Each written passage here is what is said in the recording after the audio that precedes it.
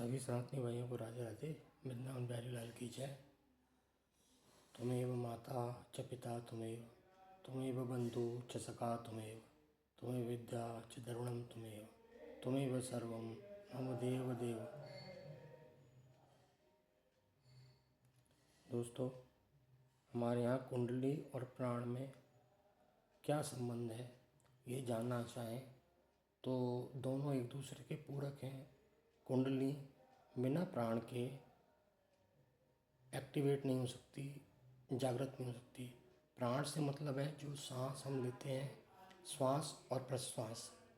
जब इस श्वास और प्रश्वास की ठोकर या शक्ति या इसका प्रहार, इसके द्वारा हम भीतर जाकर अपनी कुंडलिनी शक्ति के ऊपर जो हमारी रीढ़ मूलाधार में स्थित है और सुषुप्तावस्था में पड़ी है उस पर प्रहार करते हैं तो वो वहाँ से उठने लगती है, वहाँ से एक्टिवेट होने लगती है, उसको करंट मिलने लगता है और वह ऊर्जा हमारे शरीर में आने लगती है, अंदर उठने लगती है ऊपर, हमारे और चक्रों पे हमारे शरीर के अवरोधों को खोलने लगती है। दोस्तों, हम ये करें क्यों? देखिए, हमारा मन बहुत ही विचलन की स्थिति में रहता है और हम विचारों और भावनाओं में इतने बह जाते हैं, अपनी इच्छाओं के इतने अधीन हो जाते हैं, आलस में इतने पड़ जाते हैं कि हमें जो करना चाहिए हम वो नहीं करते और हम अपने लक्ष्य से बहुत दूर रह जाते हैं। हमारा मन एकाग्र नहीं हो पाता। इन सब चीज़ों को रोकने के लिए हमको ताकत की आवश्यकता है।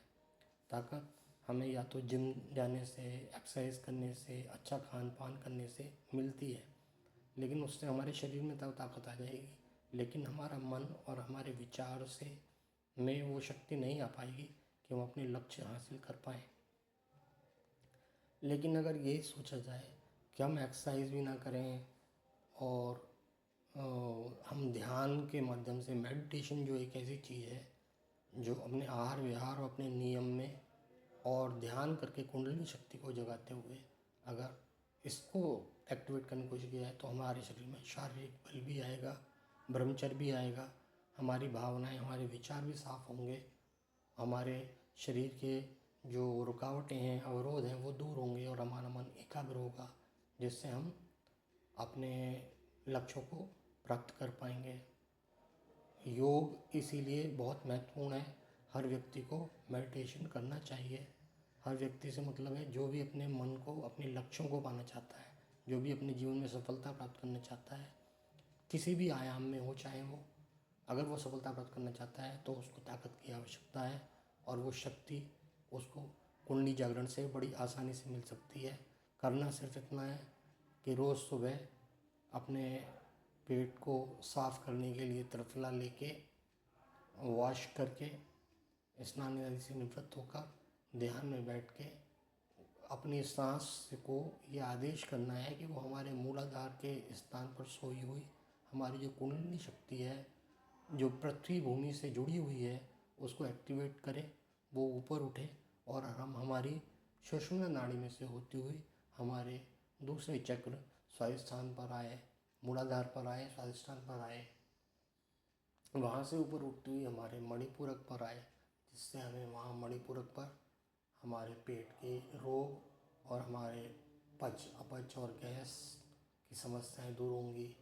थोड़ा ऊपर आएगी, अनाहत पर आएगी, तो वहाँ से हमारे जीवन में, हमारे विचारों में भक्ति भाव और शुद्धता, पवित्रता ऐसे विचार आने लगेंगे।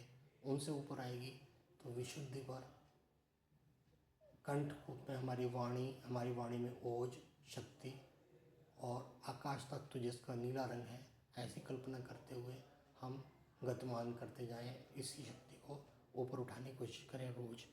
तो हम इसको सिर्फ अपने प्राण के द्वारा, क्योंकि और कोई रास्ता नहीं है वहाँ तक जाने का, लेकिन हमारी सांस, हमारा प्राण एक ऐसी चीज़ है जो शरीर की एक एक कोशिकाओं के अंदर जाती है, ऑक्सीजन ले जाती है।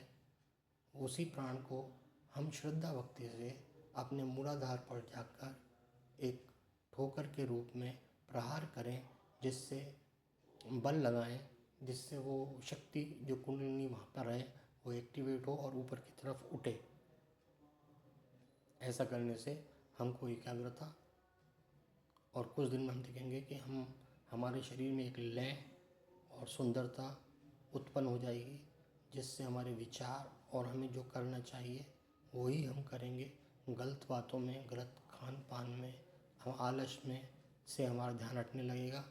ये बहुत ज़रूरी है। अगर आप कुछ भी नहीं करते हैं, कोई भी व्यायाम, कोई भी एक्सरसाइज, और आप अपने लक्ष्यों से भटके हुए हैं, तो कृपया करके अपनी कुंडली को जगाने के लिए प्रयास अवश्य करें। और सिर्फ करना इतना है कि अपनी सांस को, अपने मन को ये आदेश देना है कि वो जाए और हमारी कुंडली शक्ति को एक्टिवेट करे।